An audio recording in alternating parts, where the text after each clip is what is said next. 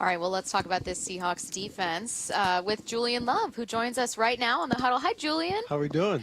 We are well. We're excited. I mean, probably not as excited as you guys actually playing on the field. You guys have a lot more prep going on here, but for us as fans, as people watching, as analysts, it finally feels like football is back. Does the energy feel different this week? Yeah. Some nerves? No, not nerves. Maybe a little anxiety just to get going finally. You know, it's excitement more than anything.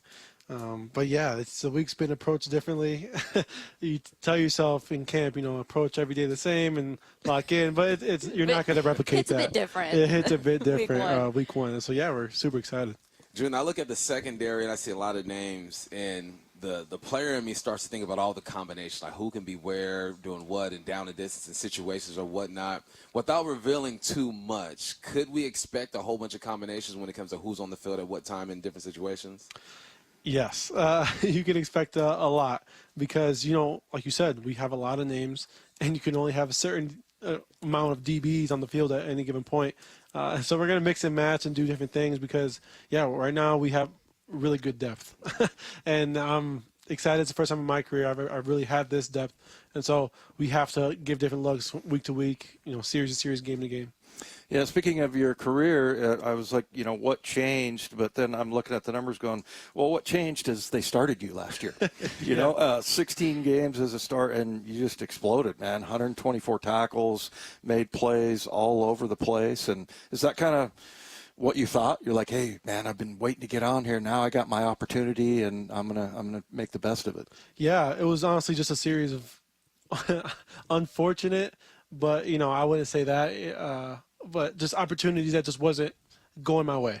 I was going into my second year looking to be the starter, and then we had a new regime, and then right before, literally the week before the season, we signed who's a friend of mine, but Logan Ryan. Mm-hmm. And so I got bumped to that third safety position. We had Jabril Peppers, Xavier McKinney, and some guys, and I just kind of was that ugly duckling at times, just sitting waiting for opportunity. And so, yeah, I always say, everybody asks what's the biggest difference between last year and my previous 3 years. If you look at the numbers like you just did, I wasn't playing better. I was just playing more. I was on the field. Yeah. The stats kind of line up the same. I was just productive in whatever capacity I was in. And so, yeah, I'm looking to build on that. Yeah. What'd you learn from that 1 year as a starter? What's one thing that really stands out where it's like, oh, now that this is every day, this is sticking with me?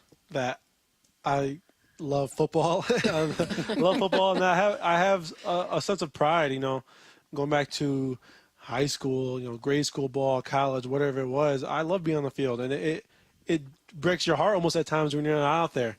That's just kind of the player I am, and I always feel like I can help my guys play, and I felt like in those times when I was on the field, I was on the field 100% of I think 16 games last year, and so my snaps were crazy, and I loved it because I have pride in that. I take what I do seriously, and yeah, I think that's just what I learned. And that is hard because that's not common.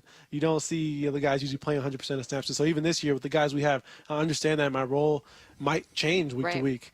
But as long as we're getting better as a unit, I'm okay with it. Man, you're one of the guys in the league that's had that experience, right, from not getting the snaps you want to getting all the snaps. And I look at you and Quandre, Jamal, and just the different type of situations career-wise that's out there. You guys got to be blessing these young guys with just some inspiration and stuff. He's look like a guy like Jay Reed. It's going to be hard for him to get on the field defensively just because of what's in front of him, but he can still contribute elsewhere.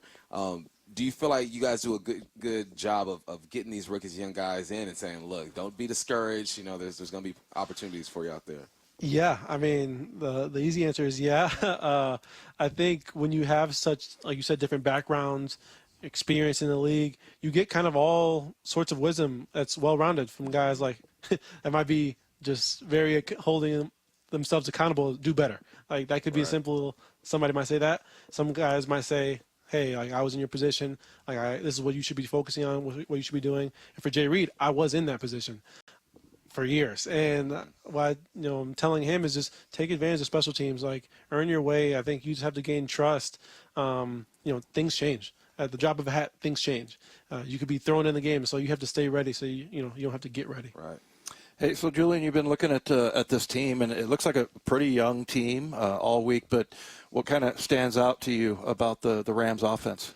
Yeah, I mean they're led by probably future Hall of Fame quarterback, Matt Stafford, and he's a vet. He knows all the tools of the trade, and when you have a guy like that, you can't take anything lightly. And they're young.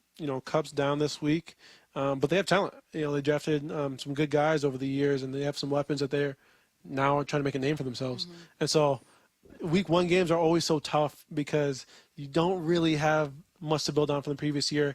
Every team in the league has different looks and things they try to apply all offseason that they now can do. And so we have to just be on our P's and Q's. And we'll see this team again, but this is our first impression for, put the world on notice. Yeah. A question that I asked Reek Woolen just before we let you go here is to not make a prediction for himself, but to make a prediction for another teammate for this game. I won't tell you what he said or who he predicted for, but offense or defense, your choice, any teammate you have, because everyone for themselves is always going to be like 5 interceptions. So any other teammate, any kind of stat, any kind of day. Interesting. That's a great. I'm not going to go individual. I'll go defense. Okay, fair. I think that we're going to be top 5 in turnovers in the league this year. Love it. That's a mark I think with the talent we have is attainable. And I think that's what I see ourselves doing. That's awesome. Thank you so much, Julian, for joining us on The Huddle. We appreciate you taking the time, and have fun Week 1, man. I know you mentioned the excitement and energy is up, and I know that fans will be feeling that out on the field. Appreciate Yeah, you. no, thank you.